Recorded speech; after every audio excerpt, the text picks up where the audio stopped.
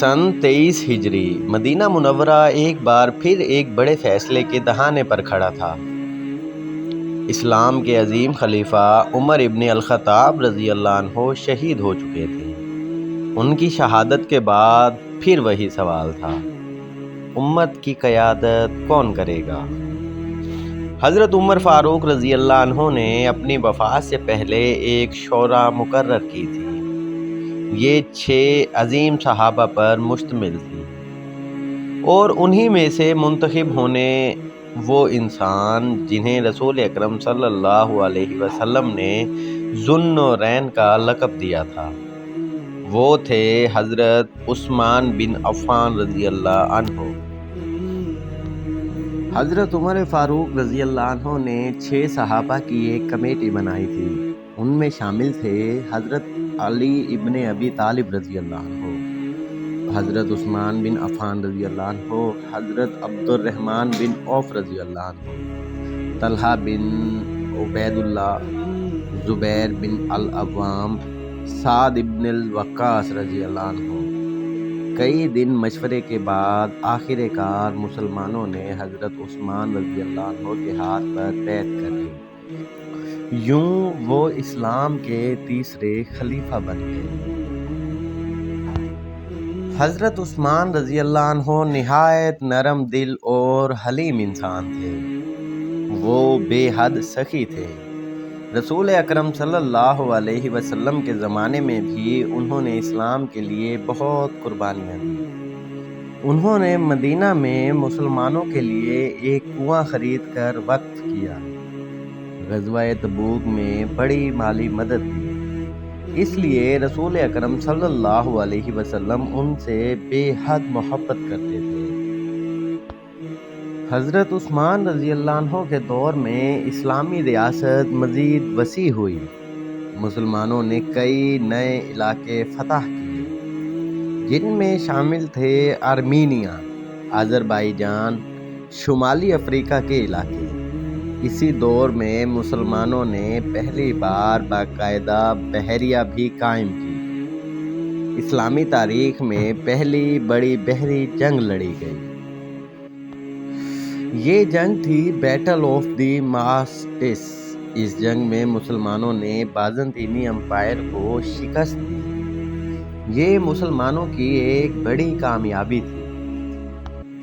حضرت عثمان رضی اللہ عنہ کے دور کا سب سے بڑا کارنامہ تھا قرآن کریم کی باقاعدہ تدوین اور نسخوں کی اشاعت۔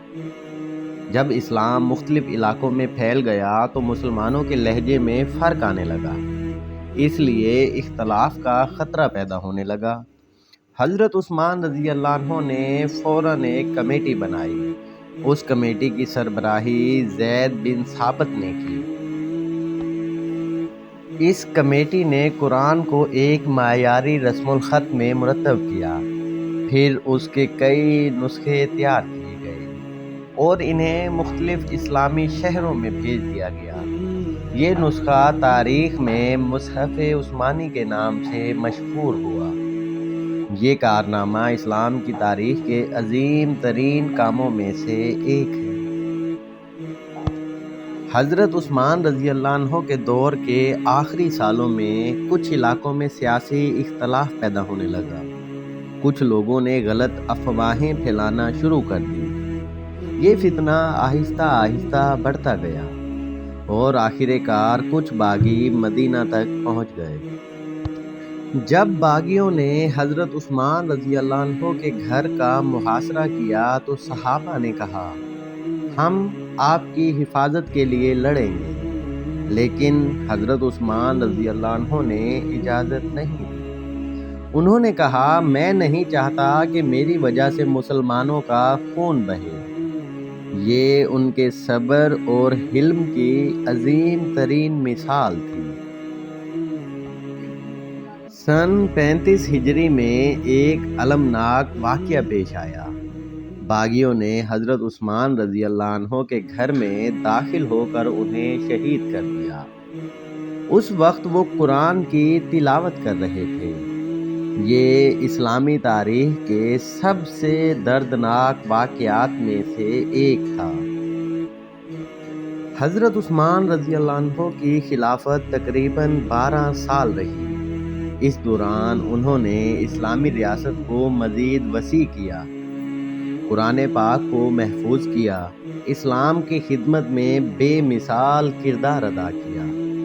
ان کی زندگی ہمیں سکھاتی ہے کہ حقیقی عظمت طاقت میں نہیں بلکہ ایمان، سخاوت اور صبر میں ہوتی ہے۔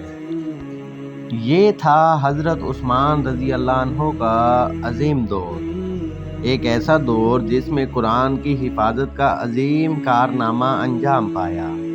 لیکن اسی دور میں امت کو ایک بڑی آزمائش کا سامنا بھی کرنا پڑا۔ اگلی قسط میں ہم بات کریں گے خلافت علی، جب امت کو داخلی آزمائشوں کا سامنا کرنا پڑا۔